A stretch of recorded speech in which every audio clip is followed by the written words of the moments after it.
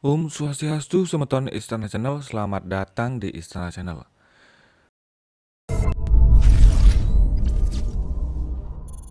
Semeton Istana Channel, berikut ini sebuah informasi tentang penyebaran penduduk Bali yang ternyata tidak hanya berada di Pulau Bali dan Jawa, namun sampai ke Pulau Sumatera yang sangat ramai dan terkenal. Ada sebuah kecamatan di Lampung ini yang terkenal dengan nama Banjit. Nah, di tempat ini bahkan sampai dikenal dengan Kampung Seribu Pura. Seperti apa keadaan desanya di Telbali Dewa Kanan Lampung ini? Semeton Istana Channel, inilah informasi selengkapnya untuk Anda. Selamat menyaksikan. Semeton, jika berkunjung ke daerah ini, apalagi setelah perayaan Hari Raya Galungan atau Kuningan, penjor-penjor perayaan Galungan masih terlihat menghiasi ruas jalan utama. Suasananya mengiringi memori pada suatu tempat berjuluk Pulau Dewata. Suasana yang teramat khas nuansa Pulau Dewata. Sebuah desa di Kecamatan Banjit, Kabupaten Waikanan, Lampung. Desa Bali Sadar ini dihuni oleh para transmigran dari Bali yang mengungsi ke Lampung pasca letusan Gunung Agung. Setelah puluhan tahun, akhirnya mereka memilih untuk menetap di Lampung. Berada di sini sejenak membuat saya lupa bahwa saya masih berada di Lampung dan bukan di Bali. Penjor-penjor bekas perayaan Galungan masih terlihat di ruas jalan utama. Bali Sadar ini terbagi menjadi 3 wilayah, yaitu Bali Sadar Utara, Bali Sadar Tengah, dan Bali Sadar Selatan. Masing-masing wilayah dipimpin oleh kepala kampung. Bali Sadar ini bukanlah satu-satunya perkampungan Bali yang ada di Lampung, bahkan di Waikanan. Selain Bali Sadar, ada juga Kampung Bali di Sopoyono, Kecamatan Negeri Agung, Kabupaten Waikanan. Ramik Ragom sepertinya bukan sekedar semboyan bagi Kabupaten Waikanan. Berbagai suku, agama, dan budaya hidup rukun berdampingan di kabupaten ini. Salah satunya adalah komunitas Bali di Bali Sadar ini. Tak hanya bangunan berarsitektur Bali yang bisa kita lihat di sini, tapi juga kehidupan sehari-hari mereka yang masih teguh memegang adat dan budaya warisan nenek moyang. Jika Semeton berkunjung ke desa ini, Semeton akan melihat sebuah pura Tangkas Kori Agung namanya. Pura Tangkas Kori Agung ini berdiri pada tanggal 10 Juli tahun 1969. Pura ini merupakan pura keluarga yang hanya diperuntukkan sebagai tempat beribadah bagi keturunan Tangkas Kori Agung yang berpusat di Kelungkung, Bali. Bersebelahan dengan Pura Tangkas Kori Agung terdapat Pura Batur. Pura Batur yang dibangun pada tanggal 21 Mei 1966 merupakan pura umum. Siapapun bisa beribadah di sini tanpa membedakan latar belakang, keluarga, dan keturunan, profesi maupun kasta. Pada tahun 1966 dulu, umat Hindu di Bali Sadar hanya berjumlah 24 kepala keluarga. Seiring berjalannya waktu, jumlah umat Hindu di Bali Sadar semakin bertambah. Ada filosofi menarik yang saya tangkap dari penjelasan Pak Puput tentang relief pada Padmasana di Pura Tangkas Kori Agung. Filosofi tentang kehidupan bahwa manusia hidup di dunia ini untuk saling menghargai dan menghormati dengan makhluk hidup lain yang ada di semesta ini. Menghargai kepada yang lebih rendah dan menghormati pada yang lebih tinggi. Siapa yang tidak kenal dodol? Rasanya hampir di setiap daerah di Indonesia ini punya dodol khas masing-masing. Panganan yang umumnya berstruktur kenyal dan lengket ini masih mudah dijumpai dimanapun meskipun namanya sama-sama dodol, tapi lain daerah lain pula jenis dodolnya. Nah, di Bali Sadar ini kami disuguhi dodol Bali sewaktu berkunjung ke kediaman Eyang Resi. Bukan cuma disuguhi dodol untuk dicicip, tapi juga diajak melihat langsung cara pembuatan dodolnya. Di daerah ini ada seorang sulinggi yang bernama Resi Agung Brahma Eka Daksanata. Di Bali Sadar, dodol ini merupakan perlambang keberagaman. Mengapa begitu? Karena bahan dasar pembuatan dodol ini berasal dari berbagai suku yang ada di Waikanan. Gula arennya didatangkan dari kampung suku Ogan, kelapanya dibeli dari pedagang suku Jawa, sementara ketannya berasal dari Bali Sadar sendiri.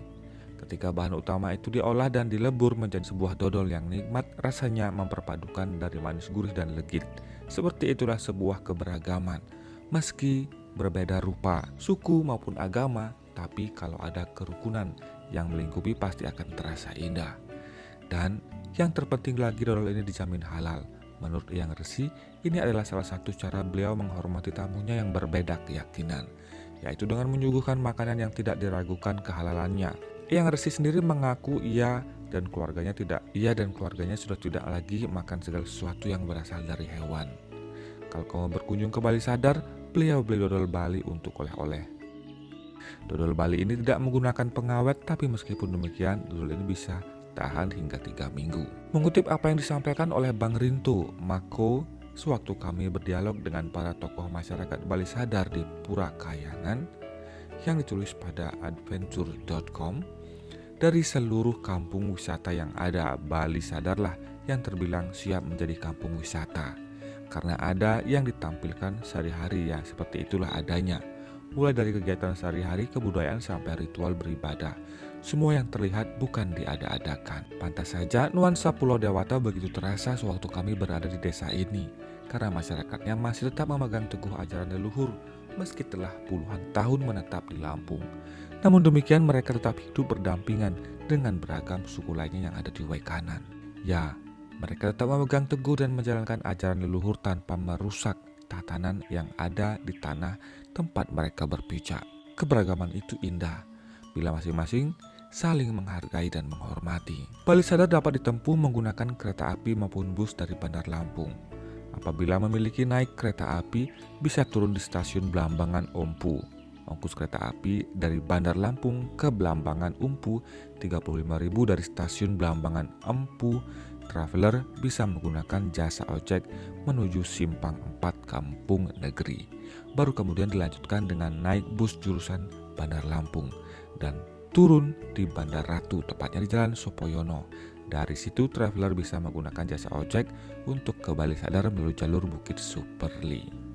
Apabila memilih naik bus dari Raja Basa, bisa langsung naik bus jurusan Banjit Kabupaten Waikanan dan langsung turun di Bali Sadar. Ongkosnya 50.000.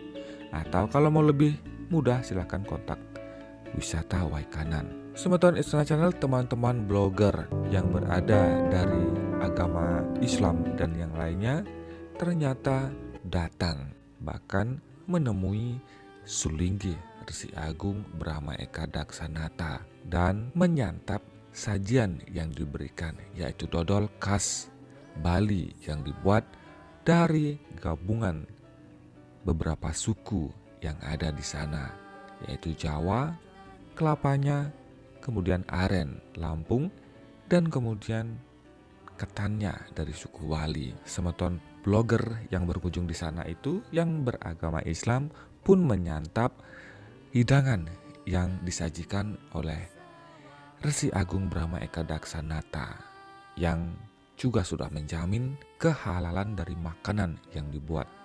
Tidak ada unsur yang mengandung sesuatu yang haram. Karena Resi Agung Brahma Eka Daksanata sendiri tidak mengkonsumsi makanan yang berbau unsur hewani.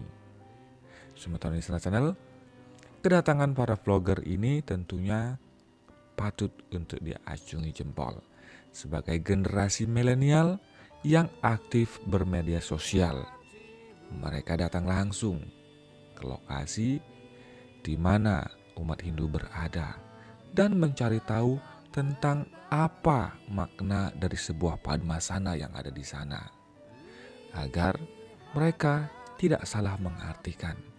Karena selama ini banyak informasi simpang siur yang mengatakan bahwa umat Hindu Bali menyembah patung, menyembah batu, dan lain-lain sebagainya. Penjelasan yang didapatkan oleh para vlogger ini, Sobat Istana Channel, membuka pola pikir dan wawasan mereka yang sangat tidak terduga. Yang sebelumnya banyak informasi yang salah yang mengatakan umat Hindu Bali menyembah patung, menyembah semen, menyembah ukiran, ternyata kini mengetahui arti dan simbol daripada apa yang disebut dengan Padmasana yang ada di dalam pura. Teman-teman di Sana Channel, kembali lagi, inilah cara-cara yang sangat tepat untuk mengenali agama lain yang ada di sekitar kita.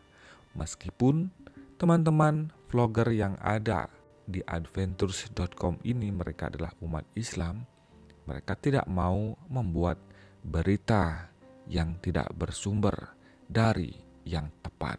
Untuk itulah mereka datang menemui salah satu tokoh pemilik pura dan bahkan langsung menemui Surlinggi untuk mendapatkan informasi yang akurat.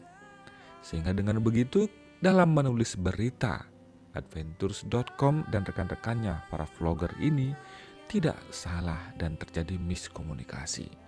Ini adalah sebuah contoh yang baik sama teman Sana Channel bagi para vlogger, para penulis, dan para penggiat media sosial. Selalu menggunakan sumber informasi yang sangat valid, apalagi itu berkaitan dengan kepercayaan seseorang, agar tidak terjadi miskomunikasi. Kami mengucapkan terima kasih kepada para pemuda adventuros.com dan para vloggernya, para pemuda muslim yang sangat menghormati dan menghargai umat Hindu yang ada di Waikanan Banjit ini. Bahkan mereka mengatakan Desa Seribu Pura yang ada di Lampung. Teman-teman di Sana Channel, bagaimana pendapat Anda? Terima kasih atas atensi Anda, teman-teman di Sana Channel. Silakan Anda tuliskan komentar Anda di kolom komentar. Sampai jumpa di video selanjutnya. Om Santi, Santi, Santi Om.